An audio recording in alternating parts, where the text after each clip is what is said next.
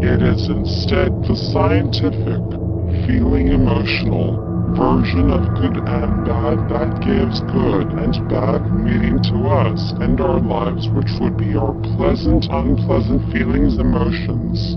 Response: I don't think there is a scientific version of good and bad.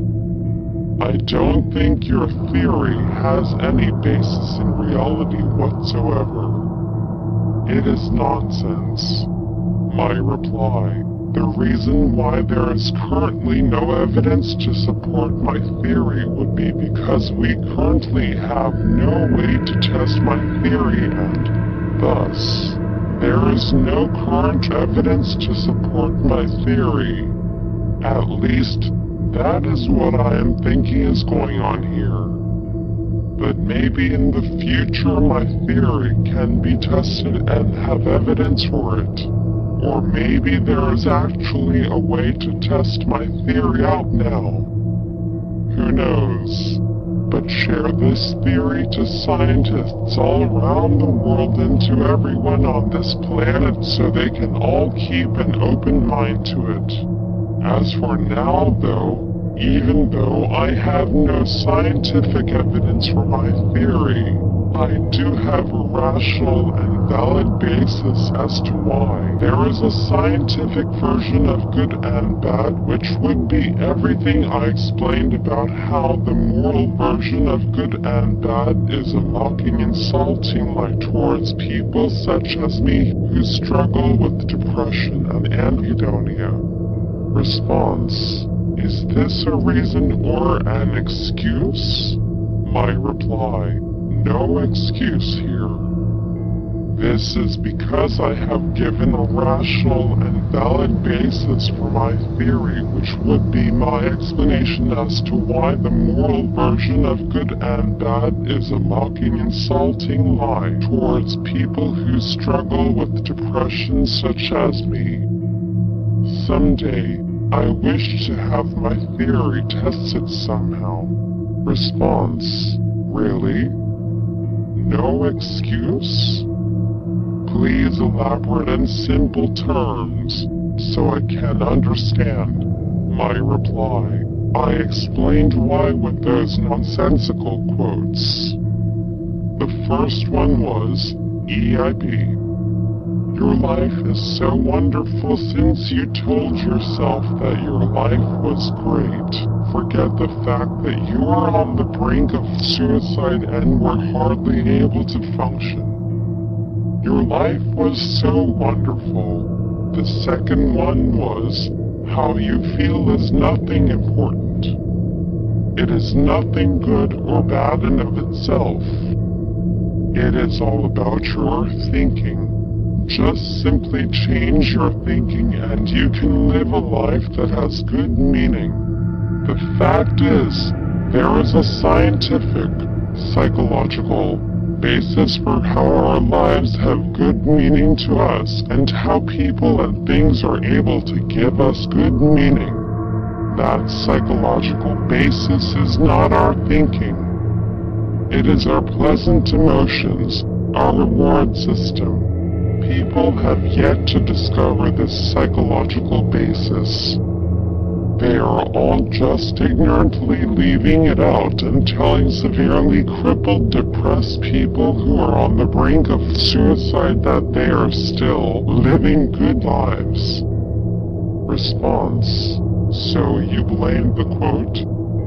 Yet another excuse. Try taking the path less trodden and blame yourself. Because that is the reason for your apathy. My reply: well, let me ask for your evidence of that quote that I deem to be nonsense. Is there actually much scientific support for that quote being true?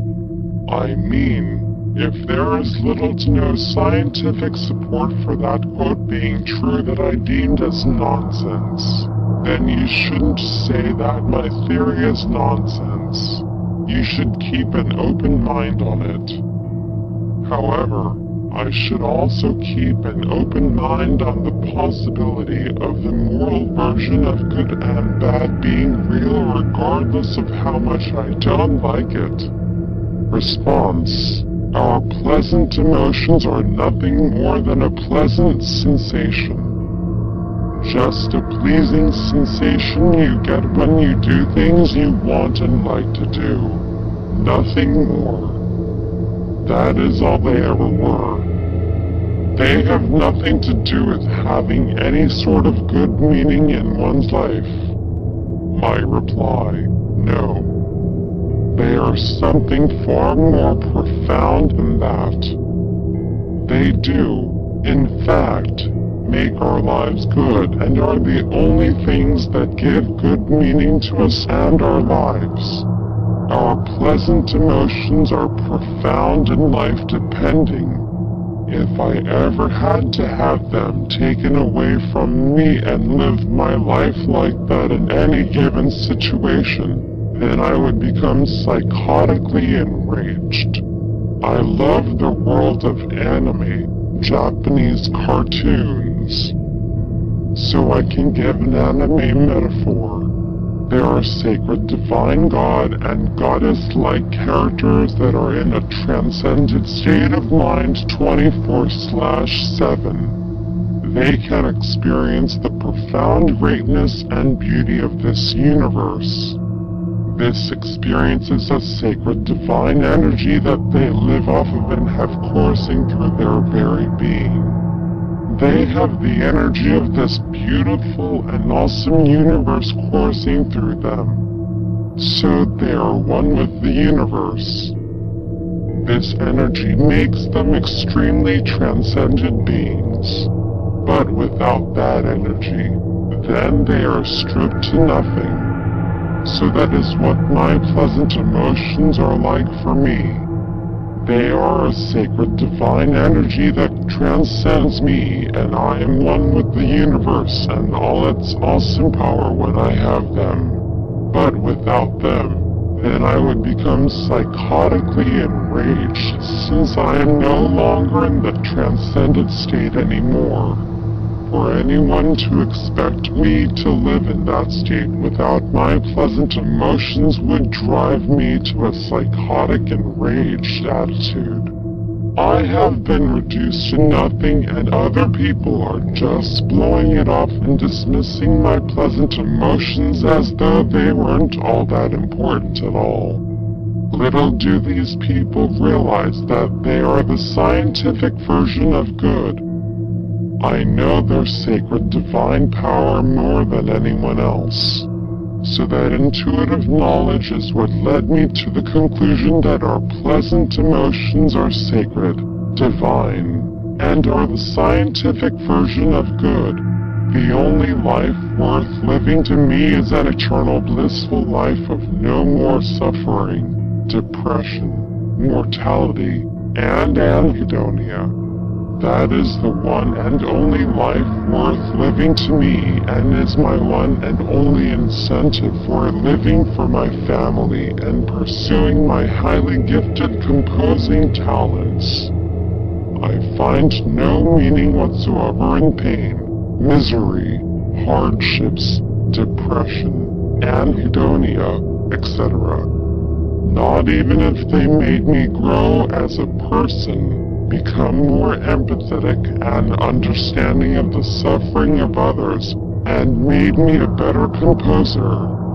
This is because the only thing that can give meaning to those maturing factors would be my pleasant emotions. So the only thing that can give my life meaning would be if I was like someone who parties and has a good time for all eternity, who has no problems, suffering, depression, anhedonia, or mortality ever happening to him. I would be having such a great time composing through my good moods alone, whether they be happy, joyful, dark, or gothic compositions. I wish to be intangible and unstoppable. I wish to always be up and running and have nothing bring my mood down. I have a great composing talent to live for and pursue. I will not stand having my inspiration and good value, good moods, being brought down. It is an utterly inferior and worthless way to live, and is an utterly inferior and worthless way to compose. Even if I compose the most epic masterpieces this world has ever known right now, then that would not bring my life any meaning whatsoever. Only if I am in a good mood again, in which I have my pleasant emotions again, would I then have immense good value and worth from this very moment in my life. So my depression and anhedonia are nothing more to me than some louse on the back of my neck, sapping away the very good value and worth of my life and composing dream. That louse does not suit me, does not suit my style and personality at all, and just needs to be disposed of. Some people would want suffering, depression, and anhedonia in their lives in order to grow as a person and become more empathetic towards others. But not me. I would just choose to dispose of that louse right here and now if I had the choice, so that I can be up and running again with a high mood and compose awesome pieces one after another through my heightened good mood. As long as I am not experiencing any pleasant emotions from growing as a person, living, composing, and becoming more empathetic towards others, then it means nothing.